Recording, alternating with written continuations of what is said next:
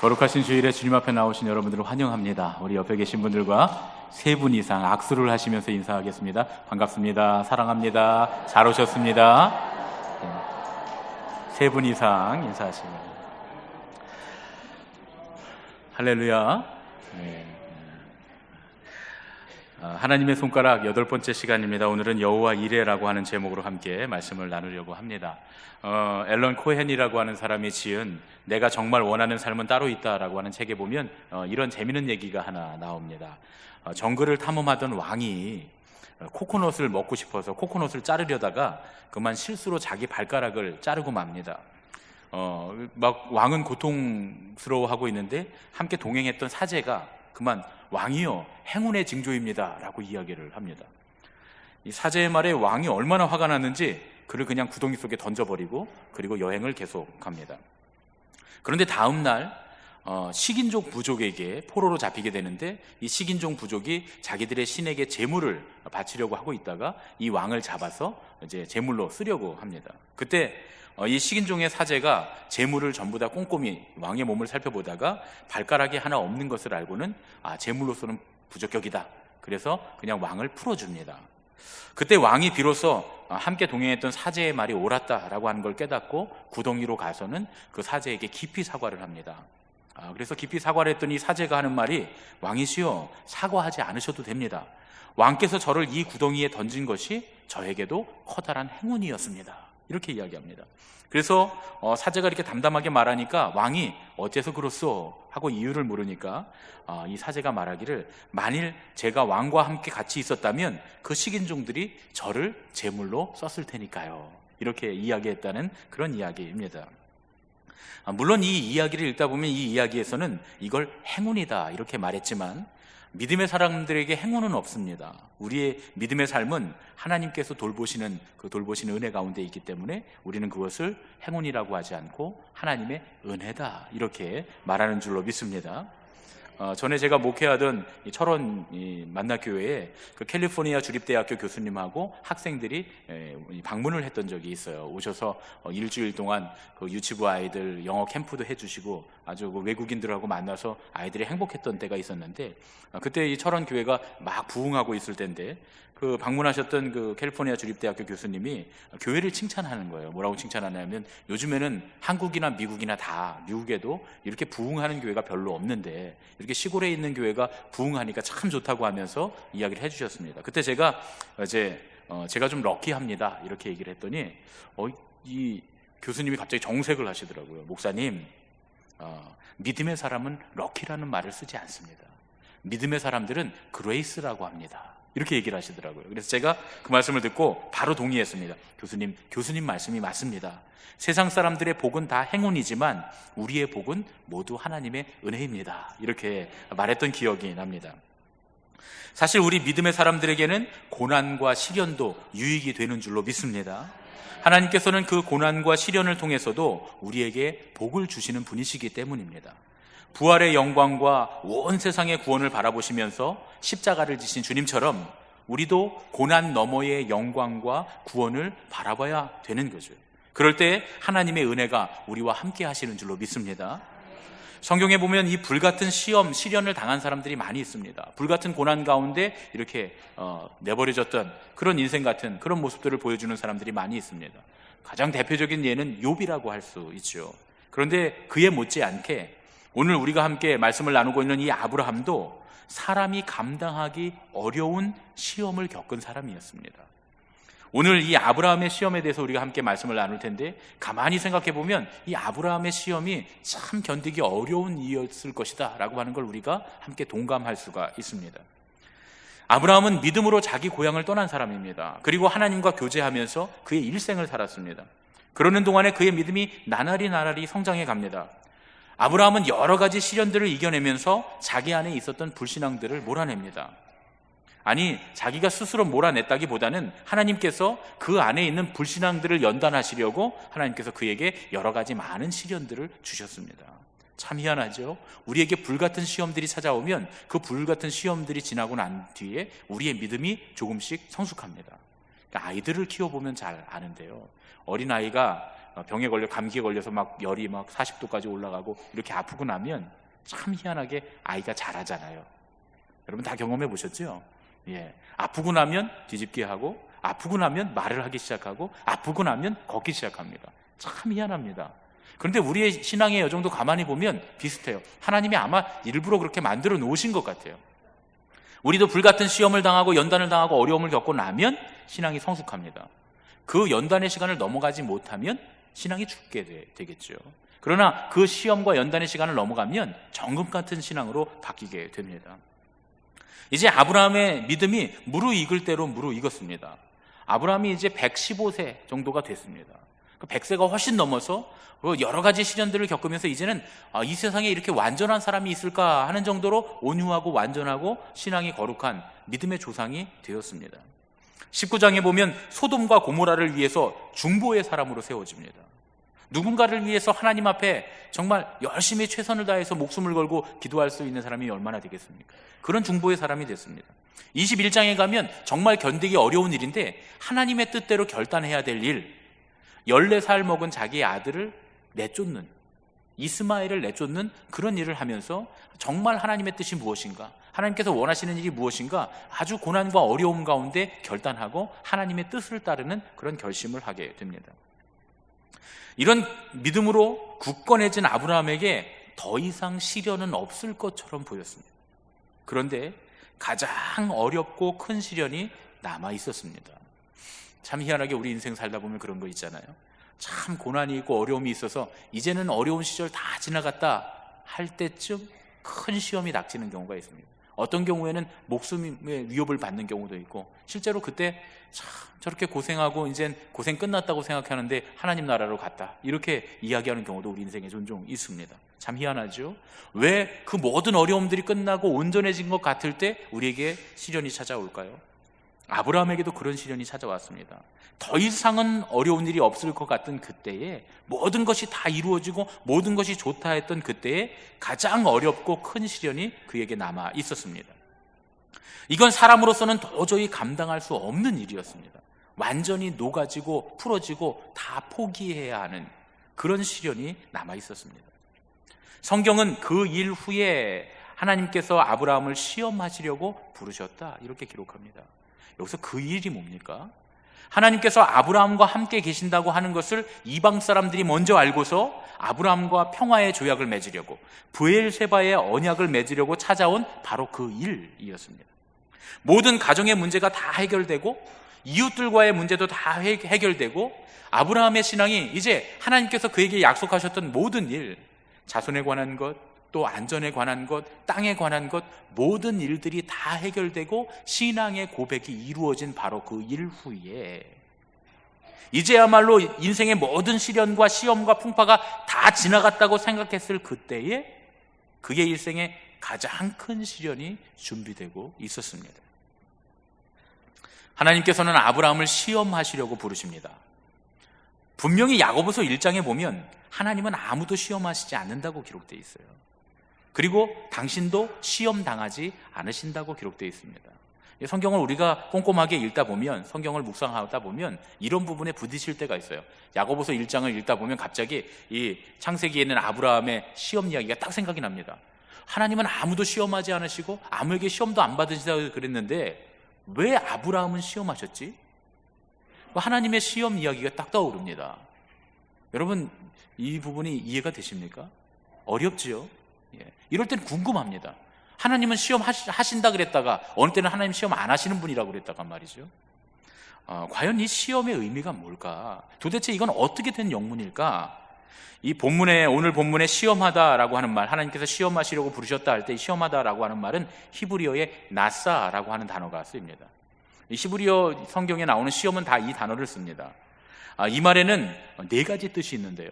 시험하다, 유혹하다, 시도하다, 그리고 대표적으로 증명하다라는 뜻이 있습니다.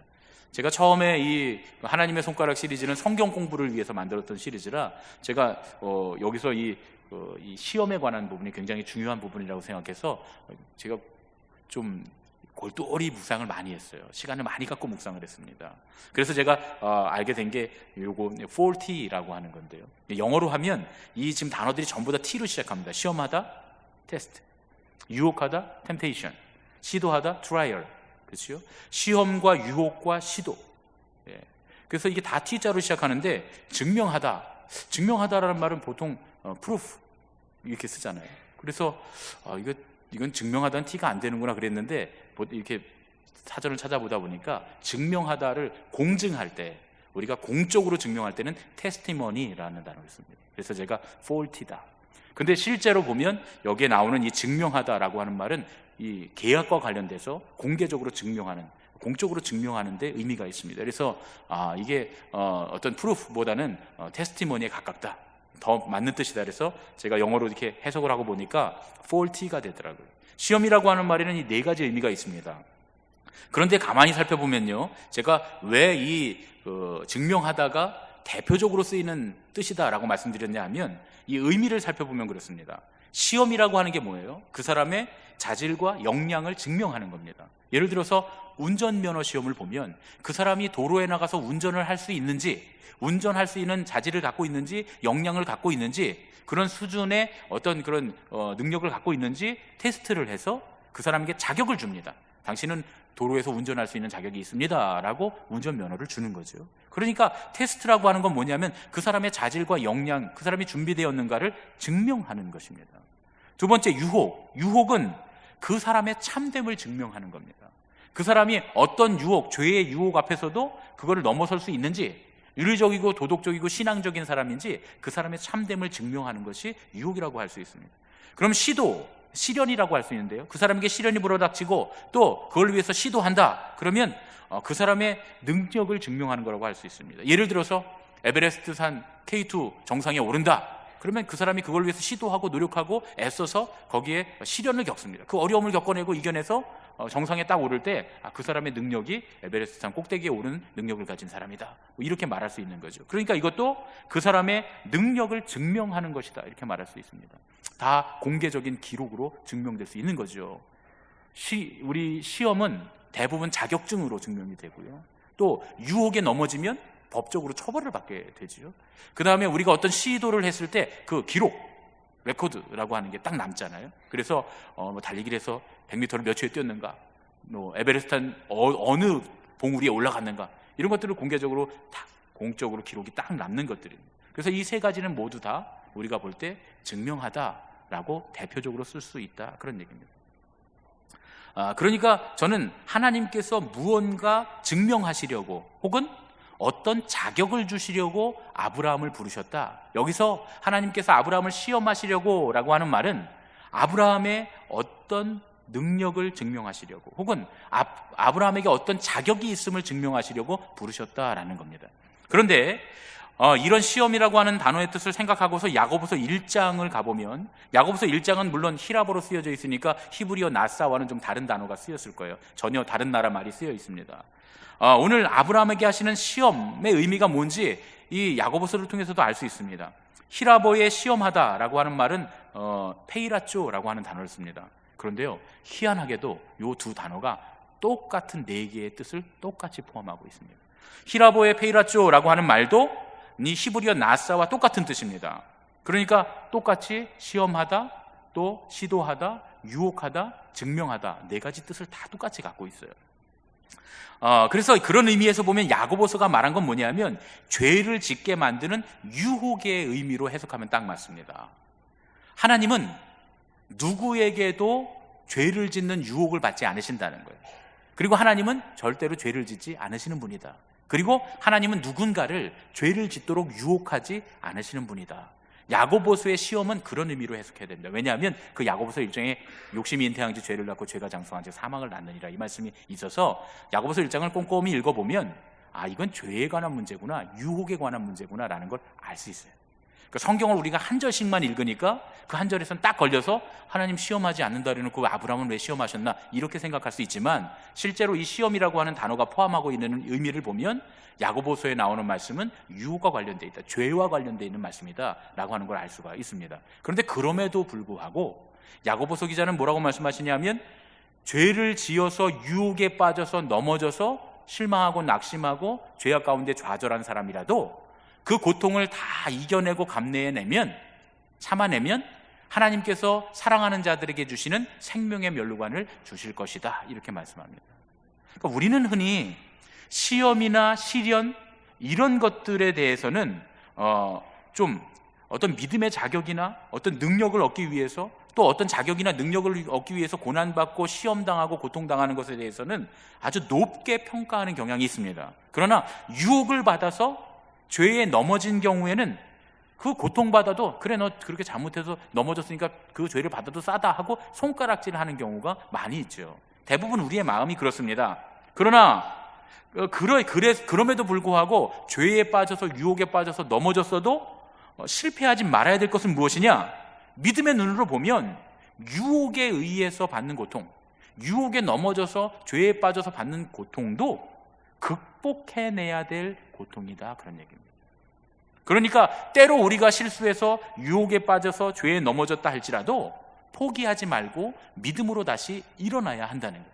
이게 야고보서 기자의 말씀입니다. 야고보서에 써있는 하나님의 말씀은 죄에 빠져서 넘어졌다 할지라도 아주 포기하지 말고 다시 일어나서 그 자기에게 오는 고통을 다 감내하고 꿋꿋이 이겨내고 다시 주님께로 나아오면 주님께서 사랑하는 자들에게 주시는 생명의 면류관을 주실 것이다, 그런 말씀입니다.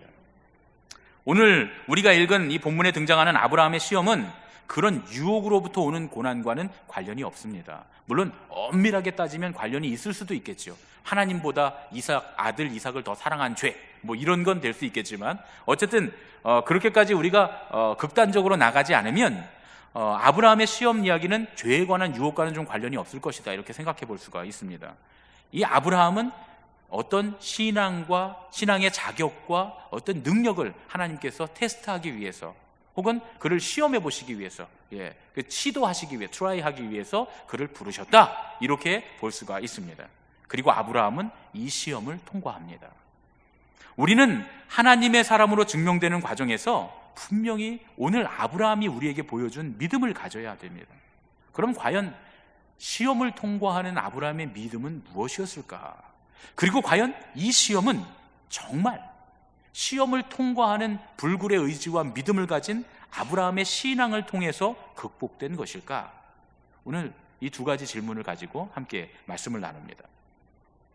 오늘 본문의 말씀에 따르면 하나님께서 아브라함을 부르실 때, 그 아들을 부르실 때 이렇게 말합니다. 너의 아들, 아브라함의 아들, 아브라함의 사랑하는 독자 그 이삭을 데리고 모리아 땅으로 가서 번제를 드려라, 이렇게 말씀합니다. 같은 아들 이삭인데 하나님께서는 그 아들을 3번에 걸쳐서 부르십니다. 내 아들, 내 사랑하는 독자 이삭. 하나님이 이 아들을 왜 3번이나 부르셨을까요?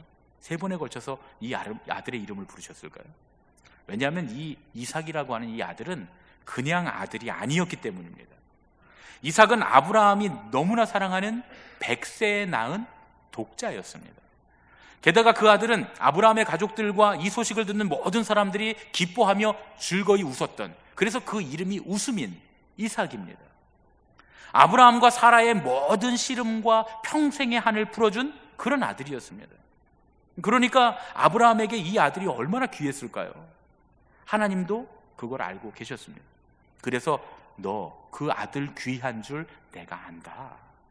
내 아들, 내 사랑하는 독자 그 이삭, 내가 그 아들을 얼마나 사랑하는지, 얼마나 귀한 줄 내가 알지만 바로 그 귀한 아들을 나에게 바쳐라 라고 말씀하십니다.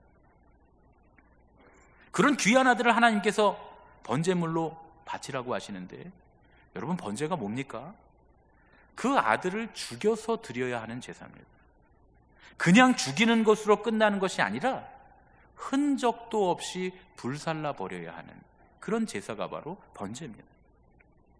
불의의 사고로 자녀를 잃어도 가슴이 찢어지도록 아프고 그 가슴 한구석에 자녀를 묻는 법인데, 어떻게 하나님께서는 그 아들을 아버지, 자기 스스로의 손으로 완전히 죽여서 다 태워버리라고 하시는 걸까요? 누구에게나 괴롭지 않은 시련은 없습니다. 다 시련은 괴롭죠. 지난날 아무리 많은 시련을 겪었어도 또 지금 내가 당하고 있는 이 고난이 제일 감당하기 어려운 법입니다. 하지만 우리가 모두가 다 동의할 수 있는 건 아들을 산제물로 바쳐야 하는 이 아브라함의 괴로움은 시련 중에서도 가장 견디기 힘든 시련이라는 거예요. 제가 서울에 있을 때 한 권사님 집사님의 아들을 장례를 치른 적이 있는데, 서울에 있을 때 제가 담임 목사고 우리 부목사님들이 있다 보니까 또 교인들이 많다 보니까 장례를 치를 때 제가 웬만하면 입관 예배랑 발인 예배만, 제가 장례 예배만 참석을 하고 나머지 우리 부목사님들이 다 그렇게 했습니다. 그런데 고등학생 하나가 교통사고로 이제 먼저 갔어요. 오토바이를 타고 갔다 사고가 나는 바람에 죽게 됐는데, 제가 그 장례는 이례적으로 아예 임종 전부터, 병원에 중환자실에 있을 때부터 임종 예배부터 시작해서 임종 후 예배, 위로 예배, 입관 예배, 장례 예배, 심지어는 화장 예배까지 쫓아가고 그 납골까지 가서 제가 직접 제 손으로 그 수목장으로 다 쏟아 부어서 납골을 해줬습니다. 교인들이 아무도 이의를 제기하지 않더라고요. 목사님, 왜 우리는 입관하고 발인만 오고 저기는 처음부터 끝까지 다 갔습니까? 이의를 제기하거나 항의하시는 분이 하나도 없어요. 당연히 그래야 된다고 생각하시더라고요. 제 마음도 그랬습니다. 여러분, 우리의 괴로움과 시련들이 많이 있고 아픔이 많이 있고 우리에게 고통이 많지만, 그러나 이 아브라함이 당하는 이런 고통, 괴로움은 모두가 동의하는 가장 고통스러운 괴로움일 겁니다. 하다못해 사고가 나서 그렇게 먼저 하나님 나라에 가도 우리의 마음이 아파서 옆에서 보는 사람도 참 가슴이 아프고 찢어지는데, 자기 손으로 아들을 제물로 바쳐야 하는 이 고통은 상상할 수도 없는 그런 고통이었을 겁니다. 아브라함이 얼마나 괴로운지 사라에게도 말하지 않고 혼자 묵묵히 아침에 어느 날 도둑처럼 그렇게 아들을 데리고 종들을 데리고 떠납니다. 그 오래된 전승에 의하면 아브라함이 정말 사라에게 말을 안 했다는 거예요. 이제 그냥 이건 야사입니다, 여러분. 그냥 듣고 잊어버리시는 얘기예요. 그러니까 오래된 전승의 전설 따라 삼천리 이런 것처럼 전설의 고향 같은 그런 유대에 내려오는 전설에 의하면 실제로 아브라함이 사라에게 얘기를 안 했다는 거예요. 그리고 다녀와서 사라에게 이야기했다는 거예요. 이런 일이 있었다. 그랬더니 사라가 외마디 비령, 아주 짐승 같은 괴성을 지르고 그 자리에서 죽었다는 거예요. 이건 그러니까 전설입니다, 여러분. 진짜 있었던 얘기는 아니고 그냥 전설이. 그런 얘기들이 그 유대의 랍비들을 통해서 전설이 내려와요. 그럴 듯한 얘기죠. 자기도 모르게 아들을 갖다 죽이려고 데리고 갔다 왔으니까, 하나밖에 없는 아들, 사라가 얼마나 고통스러웠겠나. 그리고 실제로 그 다음에 사라 죽는 얘기가 나오기 때문에 이렇게 예전 유대의 랍비들이 그런 전설을 만들어냈다는 거예요. 얼마나 고통스러운지 아브라함은 아무 말도 안 합니다. 아무 말도 안 하고 그냥 도둑처럼 떠나버려요. 그리고 사흘을 걸어가는 동안 정말 아무 말도 하지 않고 한마디도 없이 묵묵히 그 고난의 길을 따라갑니다. 성경에서 아브라함이 이 기간 중에 딱 두 마디를 합니다. 두 마디를 합니다. 그런데 이 두 마디의 말이 다 거짓말이에요. 아브라함이 거짓말을 두 마디 합니다. 첫 번째 거짓말은 뭐냐 하면 종들에게 하는 거짓말이에요. 종들에게 좀 머물러 있으라고 해야 되니까, 종들이 쫓아오면 막 말리고 그러면 이거 아들을 어떻게 제물로 바쳐요? 그렇게 할 수 없으니까 종들을 못 쫓아오게 하려고 종들에게 뭐라고 얘기했냐면, 우리가 함께 돌아올 테니까 너희들은 여기 머물러 있어라 하고 아들하고 단둘이 모리아산으로 갑니다. 거짓말이죠. 뭐가 거짓말입니까? 우리가 함께 돌아올 테니. 그냥 종들에게 너희들 여기 머물러 있어라, 내가 가서 제사하고 오겠다, 이렇게 얘기해도 되는데 굳이 우리가 함께 돌아올 테니 여기 기다리고 있어라 라고 거짓말을 합니다. 왜 그랬을까요? 왜 아브라함이 굳이 아들하고 같이 돌아오겠다는 말을 꼭 넣어서 거짓말을 했을까요? 아마 그건 아브라함의 마음의 바람이었을 거예요. 사실은 이 상황은 절망적인데 이 사실과는 다른 간절한 바람이 그 입 밖으로 나와버린 것이 아닐까. 저는 이 말씀을 읽으면서 그렇게 생각했습니다. 아브라함의 마음이 그랬을 거예요. 제발 둘이 함께 내려왔으면 좋겠다. 제발 둘이 같이 내려왔으면 좋겠다. 우리 사랑하는 사람이 수술실로 들어갈 때 그 수술실로 들여보내는 가족의 마음이 어떻습니까? 정말 지금 대화하고 이야기하고 잘 다녀와, 내가 기도할게, 당신 건강해질 거야 하고 얘기한 그대로 나와서 아유 수술하느냐고 고생했어, 이렇게 됐으면 좋겠다라는 마음을 갖잖아요. 그 바람 다 같죠, 그렇죠? 그 바람을 갖는 그 마음 그대로 아브라함이 아들하고 다시 내려왔으면 좋겠다. 그럴 수 없다는 걸 아는데, 함께 돌아올 수 없다는 걸 아는데, 이제는 그 아들을 죽여서 번제물로 살라 바쳐야 하는데, 이렇게 거짓말을 하는 아버지 아브라함의 마음이 어땠을까? 여러분 이해가 되시죠? 그리고 아브라함의 두 번째 거짓말은 이삭이 아버지의 가슴을 찢는, 갈갈이 찢어놓는 그런 질문을 합니다. 아버지, 재물은 어디에 있습니까? 기가 막힌 질문이죠. 아니, 어떻게 성경에 이런 게 써 있을까 말이죠. 그 아들의 입에서 아버지 재물은 어디에 있습니까? 아브라함이 차마 그 아들에게 네가 재물이야 이렇게 말하지 못하고 마음으로 울면서, 그 마음 안에 얼마나 울었겠습니까? 그 마음으로 울면서 아브라함이 이렇게 거짓말을 합니다. 아들아, 하나님이 준비하실 거야. 하나님이 준비하실 거야. 아브라함의 간절한 바람이었을 거예요. 하나님, 제발 내 아들을 대신해서 재물을 준비해 주십시오. 이건 아들을 향한 거짓말이며 변명이기도 하지만 한편으로는 간절한 기도입니다. 하나님, 제발 내 아들 말고 다른 재물을 받아주시면 안 되겠습니까? 그런 바람에서 아브라함은 아들에게도 거짓말을 했을 겁니다. 그렇게 말하고서 그런 간절한 바람을 가지고서 다시 함께 내려왔으면 좋겠다. 하나님께서 다른 재물을 예비하셨으면 좋겠다. 아브라함이 그 아들과 함께 산을 올라갑니다. 그 아들을 번제로 하나님께 바치려고 가슴속에 눈물을 흘리면서 그 산을 올라가고 있습니다. 이 순간이 아브라함의 믿음이 증명되는 순간이었습니다. 그렇게 아브라함은 시험과 시련과 유혹을 뛰어넘어서 자기의 믿음을 증명하고 있었던 것입니다. 아브라함이 이제 손을 들어서 자기 아들, 사랑하는 독자 이삭을 내려쳐서 번제를 드리려고 할 때 하나님께서는 그 천사를 통해서 아브라함을 급히 부르십니다. 제가 급히 부른다고 하는 이유가 있어요. 2번이나 불렀어요. 아브라함아, 아브라함아. 얼마나 급하셨으면 2번이나 불렀을까 말이죠. 하나님의 천사가 이야기합니다. 아브라함아, 이제 됐다. 이제 내가 나를 경외하는 줄을 내가 알겠다. 너의 믿음이 정금과 같이 증명되었구나. 하나님께서 그의 사자 천사를 통해서 그렇게 말씀하십니다. 이제까지의 아브라함의 믿음은 일반적인 믿음이었어요. 하나님께서 축복해 주시면 감사하고, 하나님께서 고난 가운데 두시면 하나님이 고난을 이겨낼 수 있도록 도와주십시오 하고 간구하는 그런 믿음이었습니다. 아브라함의 삶은 전혀 우리와 다를 바가 없었어요. 실패하고 실수했습니다. 심지어 자기 아내를 2번이나 팔아먹은 사람이에요.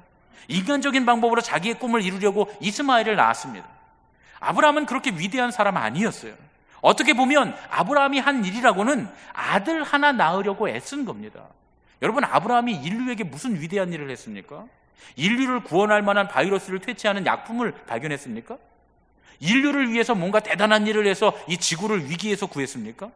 인류 역사상 무언가 대단한 업적을 세웠습니까? 아브라함이 한 일은 없어요. 우리가 존경할 만한 일이, 위대한 일이 하나도 없습니다. 그저 아브라함이 한 일이라고는 아들 낳으려고 애쓴 것 하나밖에 없어요. 자기 땅 좀 가지려고 애쓴 것, 부자 되려고 애쓴 것, 안전하게 보호받으려고 애쓴 것 밖에는 없었어요. 우리가 성경을 읽으면서도 이런 부분을 좀 이해해야 됩니다. 아브라함이 뭐가 위대합니까? 우리는 아브라함이나 똑같이요. 대단한 인류 업적에 존경을 받을 만한 사람이 아닙니다. 그런데 바로 그곳 모리아산 꼭대기에서 아브라함의 믿음이 하나님 앞에 증명됩니다. 작고 보잘것없던 이렇다 할 대단하지 않은 믿음이 인류 역사상 가장 위대한 믿음으로 거듭나게 되는 것입니다. 그런데 여기서도 저는 질문을 던져봤어요. 정말 그럴까? 그 산에서 아브라함의 위대한 믿음이 증명될 걸까? 과연 아브라함의 위대한 믿음 덕분에 그 아들 이삭이 살아날 수 있었던 걸까? 그렇지 않다고 저는 결론 내렸습니다. 하나님께서는 뿌리 가지에 걸린 순양 하나를 준비해 두셨습니다. 우리는 이 대목에서 아브라함의 믿음보다 더 위대한 하나님의 사랑을 발견하게 됩니다. 우리는 다 알고 있잖아요. 아브라함 시대에는 아무도 몰랐지만 지금 우리는 이 얘기를 다 알고 있잖아요. 이게 무슨 얘기인지. 여호와 이레, 하나님께서 준비하셨다, 하나님께서 준비하신다, 여호와 이레. 이 이레라고 하는 말은 히브리어로 라라고 하는 동사가 원형이라고 그래요. 물론 이견들이 있지만 대부분의 많은 학자들이 그렇게 얘기합니다. 그런데 이 라라고 하는 동사의 본래 뜻은 보다라는 뜻이에요. 보다. 하나님께서 보신다, 여호와 이레, 하나님께서 보신다, 이런 뜻이라는 거예요. 그런데 여기에는 또 하나의 뜻이 있는데, 우리가 무언가 증명할 때 보여주잖아요. 보여주는 거, 이런 거야 하고 보여주는 걸 증명하는 거잖아요. 그래서 라의 본뜻 중에는 증명하다라는 뜻이 있습니다. 그러니까 다시 말하면 이 말은 하나님께서 아브라함의 믿음을 보셨다라는 뜻으로 해석할 수 있지만, 한편으로는 여호와 이레, 하나님께서 증명되셨다라는 뜻으로 해석할 수 있습니다. 여호와 이레, 하나님께서 증명되셨다. 성경에 나오는 이 아브라함의 믿음이 증명됐다고 하는 이 이야기의 배경에는 아브라함의 믿음보다 더욱더 놀라운 하나님의 사랑이 숨겨져 있었다라고 하는 사실을 우리에게 알려주고 있는 겁니다. 그러고 보면 아브라함의 모리아 산과 하나님 아버지의 갈보리 십자가 언덕이 매우 닮았습니다. 아브라함은 자기 아들의 어깨에 십자가를 지우고 골고다를 오르는 중인 거예요. 아브라함이 자기 아들 이삭의 어깨에 나무짐, 그 아들을 불살라 태울 그 제단에 나무짐을 지게 하고 모리아 산을 올라가고 있는 것과, 하나님 아버지께서 골고다 언덕에 그 아들 예수 그리스도의 등에 자기를 죽일 십자가, 그 나무짐을 들고 올라가게 하시는 이 모양이 똑같습니다. 닮았죠. 저는 그래서 이 구약의 모리아를 구약의 갈보리 이렇게 부릅니다. 아무도 얘기하는 사람이 없는데 제가 묵상하다가 그렇게 부르기로 했어요. 모리아산은 구약의 갈보리다. 지금 아브라함은 자기 아들에게 십자가를 지우고 골고다를 오르는 중이에요. 하나님 앞에 시간조차 피조물임을 생각할 때 천년이 하루 같으시고 과거, 현재, 미래에 존재하시는 하나님이심을 우리가 미루어 생각해 볼 때, 하나님은 지금 아브라함이 그 아들 이삭의 어깨에 나무짐을 지고 모리아산을 오르게 할 때, 하나님 아버지는 동시에 당신의 아들 예수 그리스도에게 십자가를 지우고 그 언덕을 올라가게 하시는 거예요. 여러분, 영화처럼 이 두 개의 장면을 한꺼번에 쫙 생각해 보세요. 이게 우리에게 큰 위로가 됩니다. 왜냐하면 우리도 지금 우리 인생의 십자가를 지고서 갈보리, 우리의 모리아산을 올라가고 있기 때문에 그렇습니다. 지금 우리가 우리의 인생 가운데 시련의 언덕을 오를 때, 아브라함의 모리아산 언덕을 통해서 하나님께서도 당신의 아들과 함께 십자가 언덕을 오르고 계신 거예요. 그런데 놀라운 사실은 뭡니까? 우리가 죽지 않고 우리의 아들이 심판받지 않고 하나님의 아들 한 순양이 그 위에서 심판받았습니다. 하나님께서는 차마 아브라함의 아들을 받으실 수 없었던 거예요. 그 당시에 가나안 땅은 인신제사가 만연했던 곳입니다. 자기의 자녀들을 불살라버리거나 혹은 산채로 묻어버리는 그런 인신제사가 만연했던 가나안 땅에서 하나님은 인신제사를 거부합니다. 나는 사람을 제물로 받지 않는다. 그리고 결단코 나의 백성들이 망하게 하지 않는다. 하나님께서 쪼갠 짐승들을 버려놓고 그 사이로 하나님께서 직접 지나가시며 말도 안 되는 불공평한 계약을 맺으실 때 이미 하나님은 이삭을 받으실 마음이 없으셨던 거예요. 이 계약은 너로 인해서가 아니라 나로 인해서 합법화되었다. 이 계약은 네가 지킬 계약이 아니라 내가 지킬 계약이다. 하나님께서는 자기 아들을 십자가에 달려 찢으심으로 우리의 구원을 이루신 줄로 믿습니다.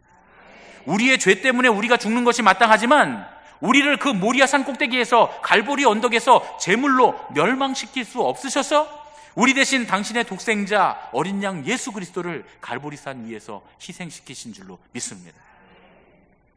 그래서 모리아, 제가 모리아라고 하는 단어를 계속 묵상했어요. 그리고 계속 원어로 봤습니다. 모리아, 모라, 라가 증명된다 그랬죠. 모라, 증명되는 곳.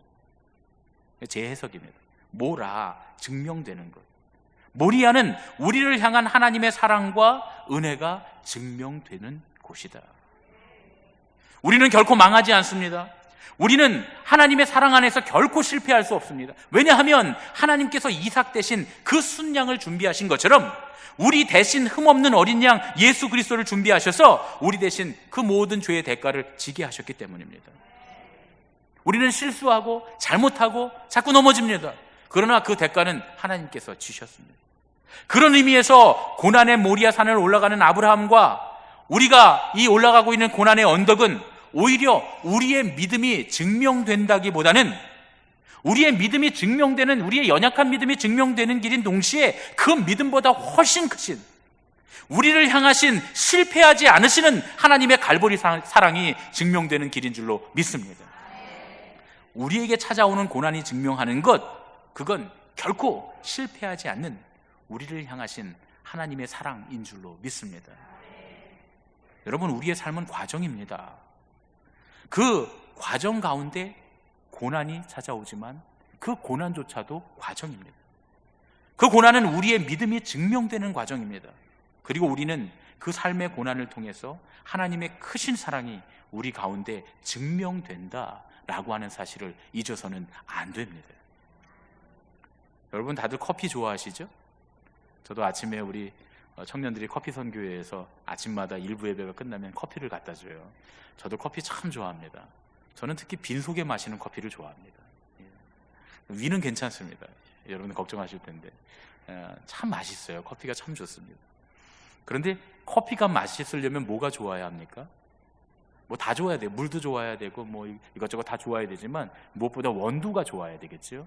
그런데 원두만 좋아서는 안 되고 이 생두를 잘 볶아야 된다 그래요. 그래서 원두가 좋다고 하는 건 생두도 좋아야 되지만 로스팅을 잘 했을 때 원두가 좋다, 이렇게 이야기한답니다. 그래서 좋은 원두만큼이나 커피를 볶는 일이 아주 중요하다 그래요. 이 커피를 볶는 일을 로스팅이라고 하는데, 커피를 로스팅할 때 이 아주 신중하게 로스팅을 해야 된다 그래요. 그래서 커피를 잘 볶는 숙련된 기술자가 커피를 볶을수록 커피가 맛있다 그럽니다. 제가 분당에 있을 때 우리 교구에 집사님 한 분이 계셨는데, 남대문에서 그 유명한 뭐라 그러죠, 커피 내리는 그 기계, 에스프레소 머신을 우리나라에 최초로 들여오신 분이래요. 수십 년 전에 에스프레소 머신을 우리나라에 처음으로 들여오셔서 그분이 커피에는 1세 되신 분이에요. 근데 그분이 얘기해 주시는데, 목사님, 이 로스팅이 왜 중요한지에 대해서 얘기해 주시는 거예요. 그 커피 원두를 이렇게 탁 쪼개 보면 그 안에 잠자리 날개같이 투명한 거 들어있잖아요. 그게 커피 껍데기인데, 이 커피가 뜰분 맛이 나거나 커피에선 좋지 않다고 하는 탄닌이나 나쁜 성분은 다 거기서 나온다는 거예요. 그래서 이분은 커피를 드실 때 커피 원두를 쪼개서 그 안에 있는 걸 다 버리고, 그리고 이 쪼갠 커피를 가지고 다시 갈아서 내려서 드신다 그래요. 제가 직접 대접을 받아봤는데 정말 맛있습니다. 떫은 맛이 조금도 없고요, 아주 산뜻하고 굉장히 맛있습니다.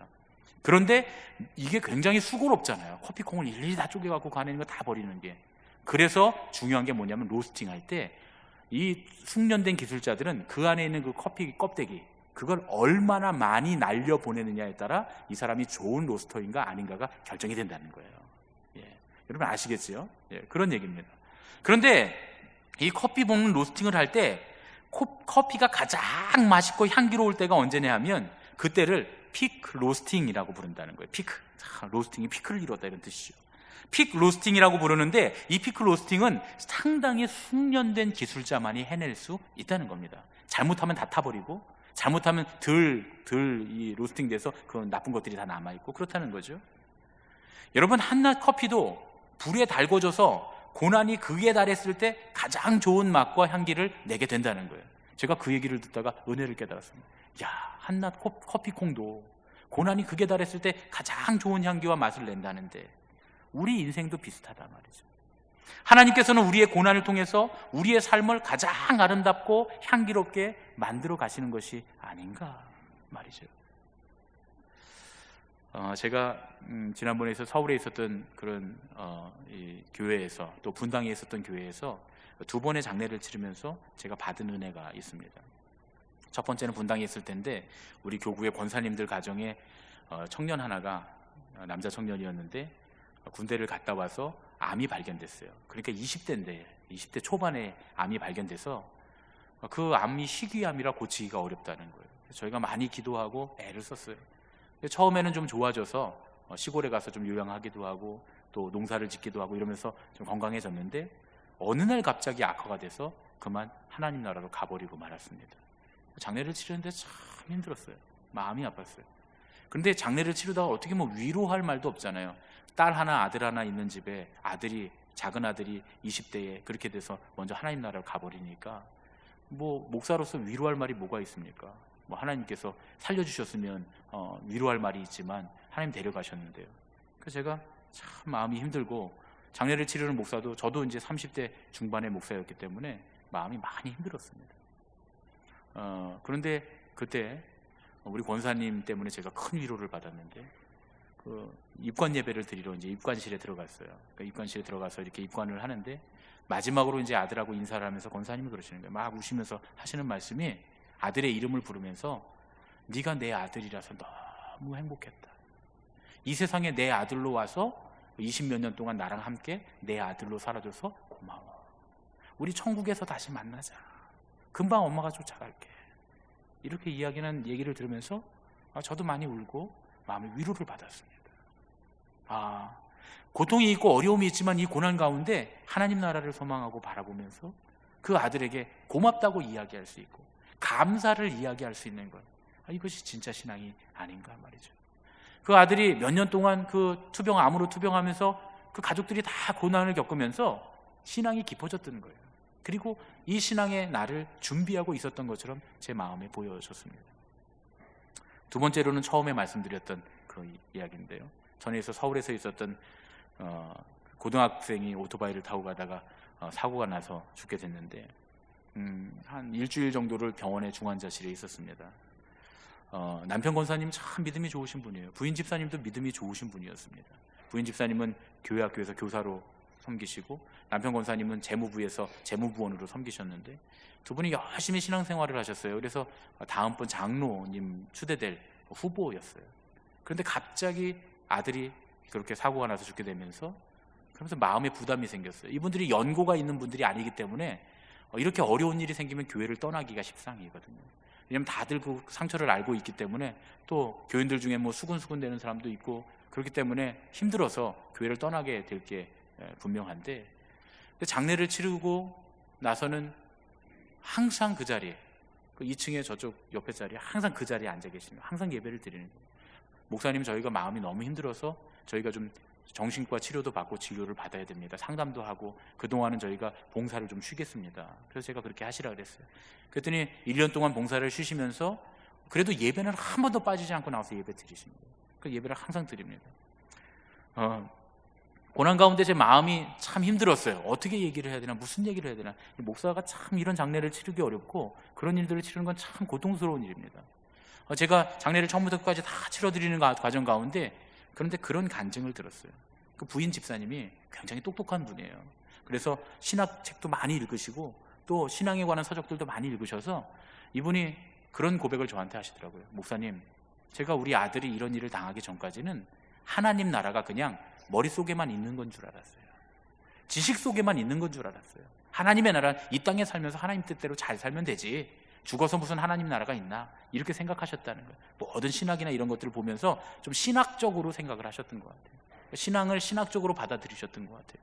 그런데 그 얘기를 하시더라고요. 목사님 이번에 장례 다 치러주시고 이런 아들이 가는 과정을 보면서 하나님 나라가 진짜로 있다는 거, 우리가 죽어서 가는 천국이 진짜 있다는 걸 제가 믿게 됐습니다. 그래서 그 아들에게 사랑한다고, 하나님 나라에서 다시 만나자고, 천국에 가서 엄마가 금방 쫓아갈 테니까 다시 만나자고 인사하는 모습을 보면서 제가 위로를 받았습니다. 여러분, 우리의 인생의 고통과 어려움 가운데 우리는 그 고통으로 끝날 것 같지만 하나님은 그 너머를 준비하십니다. 그 고통 가운데 믿어지지 않던 것들을 믿게 하시고 보여지지 않던 하나님 나라를 보게 하시는 것, 하나님께서 우리에게 더 깊은 신앙으로 인도하시는 길은 결국 우리의 인생의 고통 가운데 하나님께서 우리를 피클로스팅, 가장 아름답게 연단하셔서 가장 좋은 향기와 신앙의 아름다운 맛이 나게 하는 그런 사람들로 바꾸어 가시는 줄로 믿습니다. 혹시 지금 인생의 고통 가운데서 여러분 괴로워하고 계십니까? 힘들고 괴롭고 포기하고 싶으십니까? 하나님께서 함께 하시면 바로 이 시간들이 우리의 인생을 향기롭고 아름답게 만드는 그런 과정인 줄로 믿습니다. 우리는 결코 망하지 않으며 하나님께서 우리 대신 대가를 치르시고 우리에게 생명을 주시고 참다운 인생을 누리게 하시고 우리를 풍성하게 하실 것이라는 사실을 기억해야 할 줄로 믿습니다. 우리의 고난은 과정일 뿐입니다. 우리가 우리에게 주어진 이 모리아 산을 묵묵히 올라가기만 하면 반드시 우리의 이 고난의 삶, 우리의 모리아에서 하나님의 사랑이 증명될 줄로 믿습니다. 그리고 우리의 삶의 아름다운 증거, 여호와 이레의 간증들이 날마다 나타나게 될 줄로 믿습니다. 우리 옆에 계신 분들하고 이렇게 인사했으면 좋겠습니다. 하나님의 사랑이 당신에게 증명될 것입니다. 하나님의 사랑이 당신에게 증명될 것입니다. 하나님의 사랑이 당신에게 증명될 것입니다. 할렐루야. 그렇게 될 줄로 믿습니까? 우리 성도들 마음속에 우리 장로님들, 권사님들, 집사님들, 우리 여기 계신 모든 우리 신앙인들의 인생 가운데 하나님의 사랑이 증명될 줄로 믿습니다. 하나님의 사랑의 역사가 증명될 줄로 믿습니다. 기도하겠습니다.